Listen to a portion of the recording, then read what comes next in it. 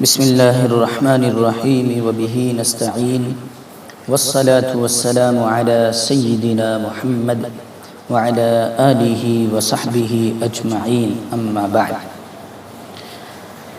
محترم ناظرین و سامعین کرام، ہمارے آپ کے ذہن کے اندر یہ سوال پیدا ہوتی ہے کہ قربانی کن لوگوں پر واجب ہے؟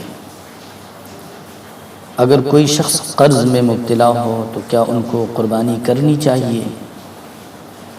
قربانی یاد رکھیں کہ قربانی ایسے مسلمان شخص پر واجب ہے جس کے پاس اپنی بنیادی ضروریات کے علاوہ کوئی بھی سامان یا نقد رقم اتنی موجود ہو جو 52.5 تولہ چاندی کی قیمت کو پہنچ جائے۔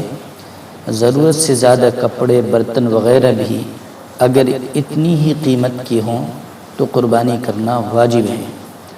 اگر کسی شخص کے ذمہ قرض ہو لیکن بنیادی ضروری اشیاء، رہائشی مکان، استعمالی سواری اور استعمالی کپڑوں کے علاوہ جو کچھ اس کے املاک میں ہو، اس کی ملکیت میں ہو، وہ اتنی ہو کہ اگر بیچ دی جائیں تو قرض ادا کرنے کے بعد بھی 52.5 تولہ چاندی کی قیمت کے بقدر اس کے پاس بچ جائے گا، تو ایسے شخص پر قربانی کرنا واجب ہے۔